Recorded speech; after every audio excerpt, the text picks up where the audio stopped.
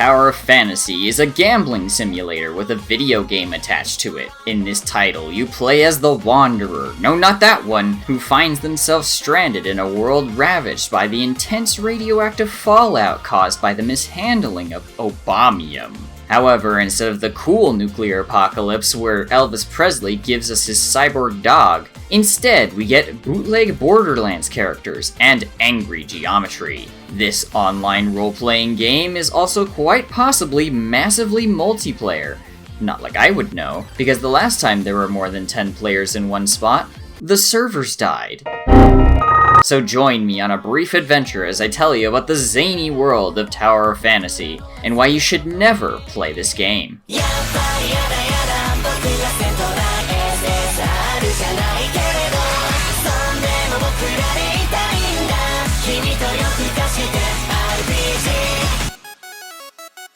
If Genshin Impact is the game that opened the gates to Gacha hell, then Tower of Fantasy is the one that handed me my passport and congratulated me on my citizenship. ¿Quieres? For those of you who don't know what a gacha game is, imagine a casino, except the only prizes are anime JPEGs.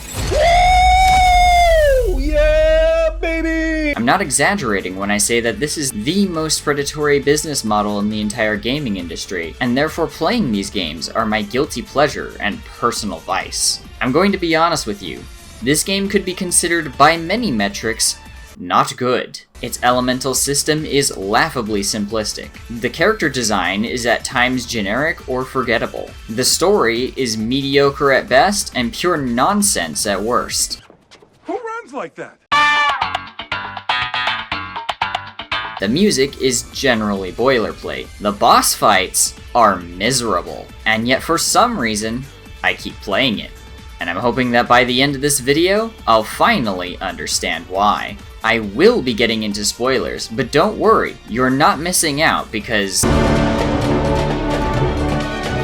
Tower of Fantasy innovates by being the first game to tell its most important lore and story details exclusively through loading screen tips. In fact, the story is so bad that developers let you skip all dialogue and cutscenes. You may notice that the opening cutscene for this game seems like a complete rip-off of Genshin. That's because it is. Here you select between two of the worst character designs I've ever seen in a gacha game. But that's okay, because in about 5 minutes you'll get into the character creator and will be able to choose literally anything else. It wouldn't surprise me in the slightest if the design is bad on purpose to get you to interact with the character creator.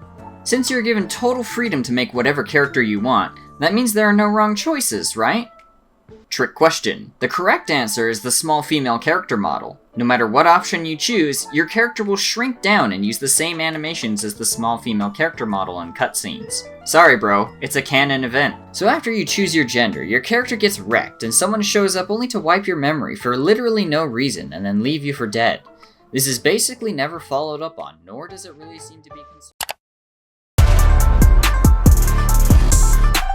Where Tower of Fantasy lacks in story, its environments make up for in immaculate vibes. Version 2.0 introduced Vera, a desert region under threat from extra-dimensional abominations only known as gray space entities. The desert itself, while nothing terribly special on its own, is a noticeable step up in quality from the starter region of Vesperia. However, where Tower of Fantasy really starts to shine is when it turns into Cyberpunk 3077.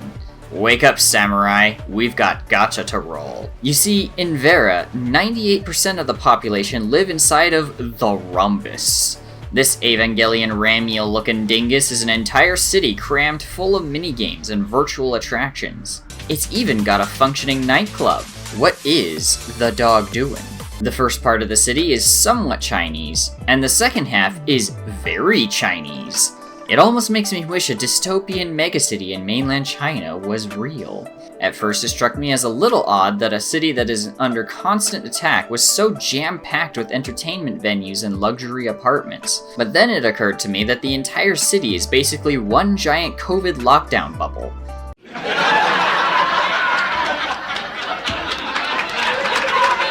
The next area is the Confounding Abyss, and it's where I personally felt that Tower Fantasy's environmental design was starting to become decent. The harsh alien landscape serving as the natural habitat of eldritch horrors really sold me on this game being more than just a generic anime MMO. It is also one of the few parts of the game that has a story that is, dare I say it, actually kinda good? It centers around one of the only characters in this game to have interesting writing, Dr. Rubilia, my beloved. The verticality and disconnected terrain really leverage this game's high mobility, which is something I'll touch on later. Next is a toxic swamp biome. This area was basically just filler added to serve as build-up for the next area. Speaking of which, down through the tunnel we gain access to the Grand Sea, and with it, the ability to dive and freely swim underwater. The underwater city of Inars is absolutely stunning. And even if the swimming mechanics are clunky, the entire region is anything but forgettable. I'd also like to take the time to point out that this entire map is completely seamless between all three of its layers, and it was released on the global version of this game before Genshin Impact even announced that Fontaine would have underwater exploration. The latest expansion to the game added Domain 9, an alternate dimension full of floating islands in an endless sky. Here, the traditional Chinese design elements are worn on its sleeve, and it is positively gorgeous. However, I can't help be underwhelmed by its gameplay, the reasons for which I can't explain unless we get into... Earlier I mentioned that Tower of Fantasy has a high level of player mobility. This cannot be overstated. In your base movement alone, you have the ability to scale walls a la Breath of the Wild, a double jump, and 3 dodges that are separate from your stamina. The game's tutorial gives you a jetpack, which is basically the paraglider, but you can use it to boost upward. Oh, and by the way, upgrading the jetpack 1 time removes its stamina consumption, so you can glide almost indefinitely. You can chain the jetpack with your dodges to cover huge horizontal distances as well. While you can swim, there's no need to, because the game also gives you a hoverboard that has no cooldown while you're on the water.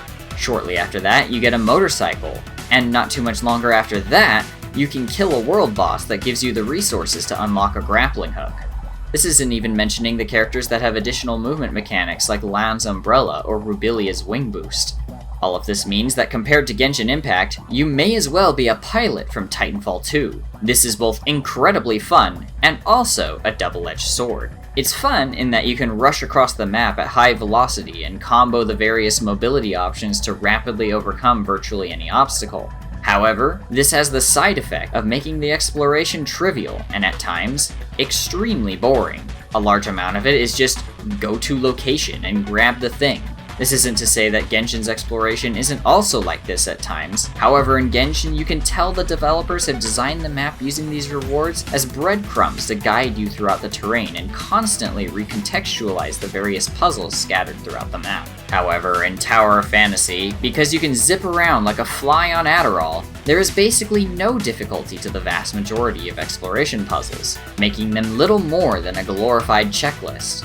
A lot of the other puzzles just boil down to use tool X on thing Y. That's right, it goes in the square hole. Yes. The underwater exploration in Inars, while it does reuse a lot of the same exploration puzzles, at least has the novelty of the swimming mechanics to make up for it. The vast majority of Domain 9, however, is just gathering various orbs scattered throughout the map. No.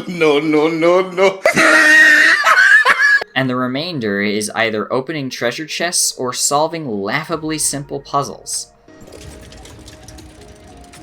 Wow!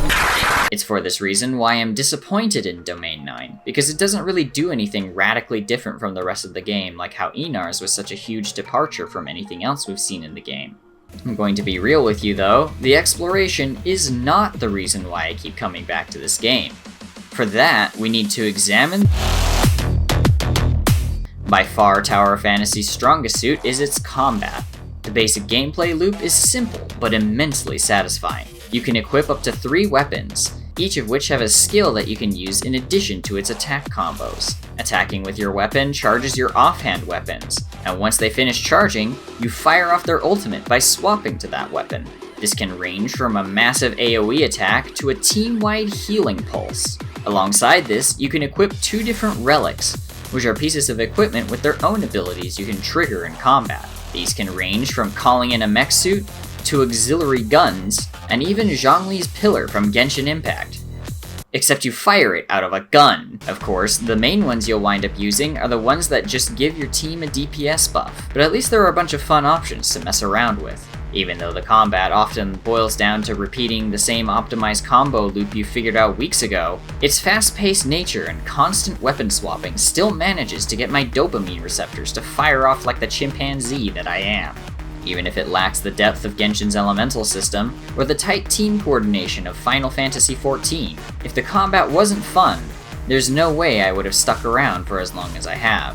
The second reason is, if there is one thing Tower Fantasy has managed to consistently nail over the past 6 months, it's their quality of life updates, whether it's additional teleport waypoints to frequently visited locations, or an overhaul of the raid system to allow for easier matchmaking. I cannot overstate just how much of a difference these changes have made for the overall game experience. Quick Battle, my beloved. It maintains confidence that the game will only continue to improve, even if it can be 2 steps forward, 1 step back at times. Compared to the highly polished experience Genshin provides, Tower Fantasy is really janky, but consider that unlike Genshin, TOF lets you play the game at a frame rate higher than 60, and also lets you pet the dog. There is undoubtedly still a lot of jank in this game, but for the most part, it's the kind that is endearing rather than frustrating or game-breaking. Whether it's wonky cutscene animations or hilarious physics glitches, you're sure to encounter at least a few bugs while playing this game.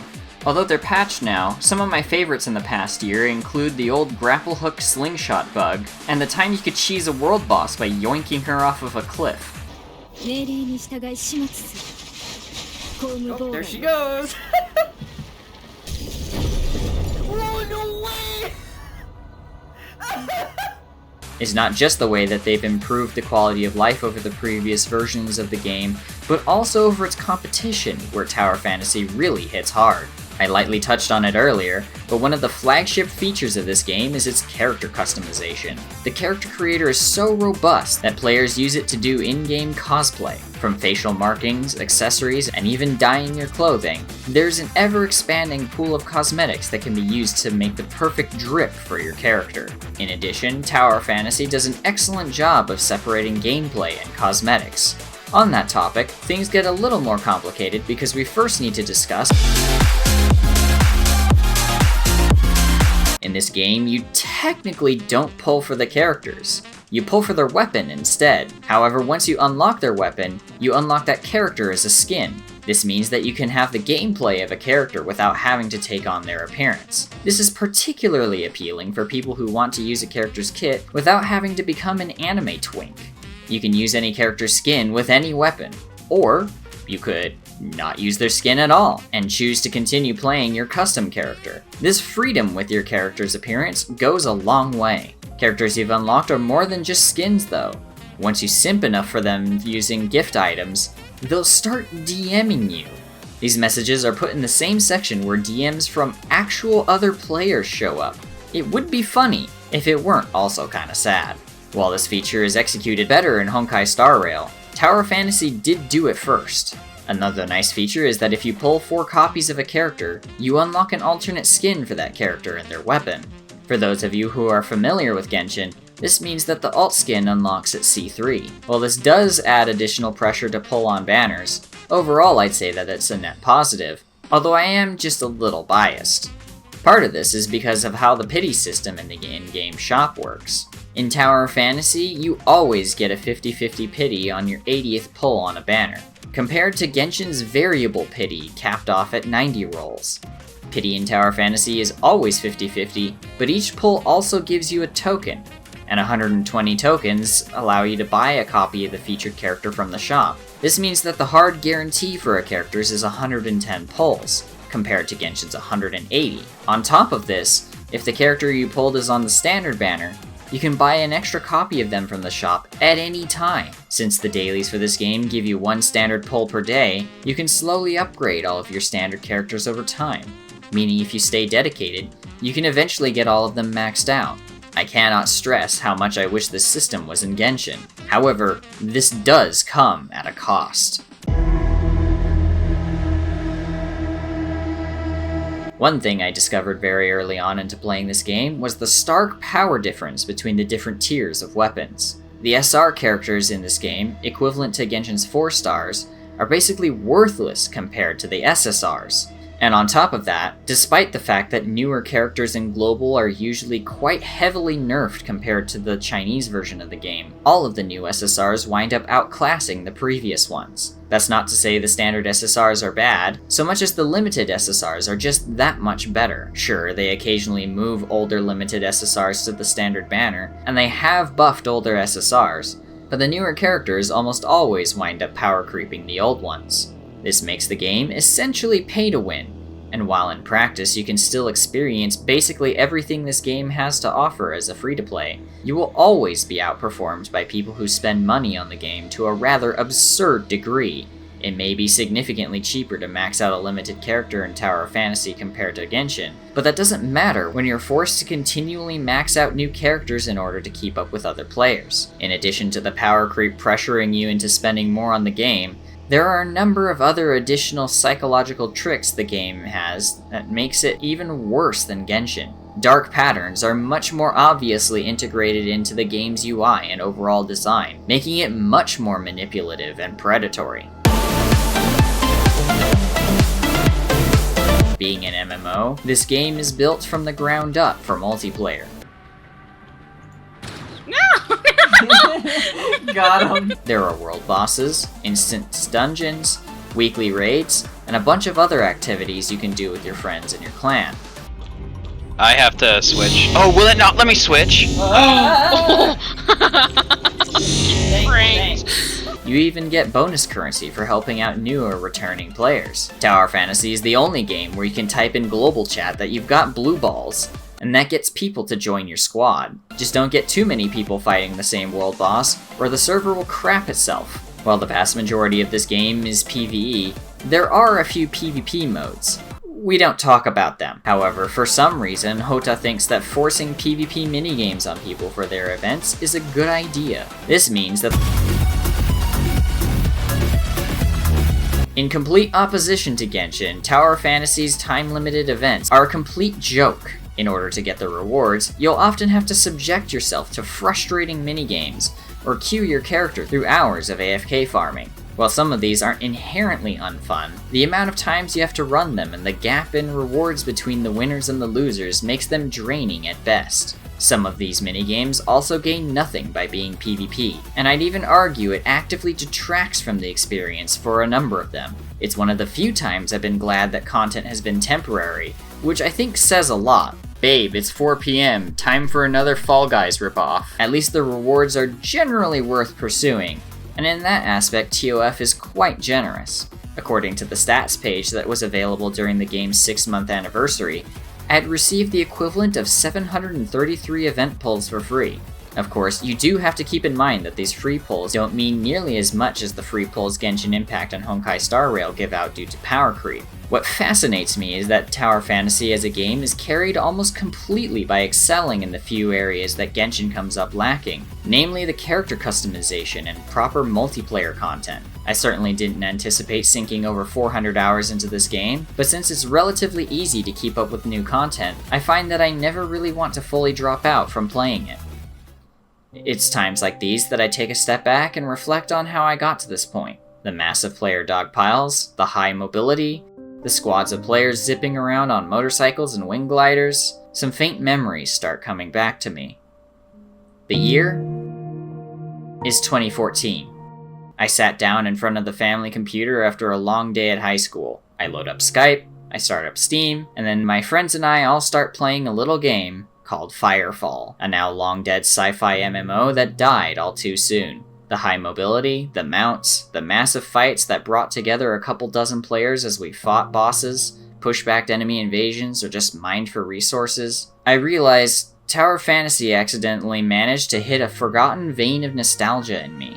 An itch I didn't even know I had got scratched by this game, and in a warped, corrupted way, this game is the closest thing I have to a spiritual successor.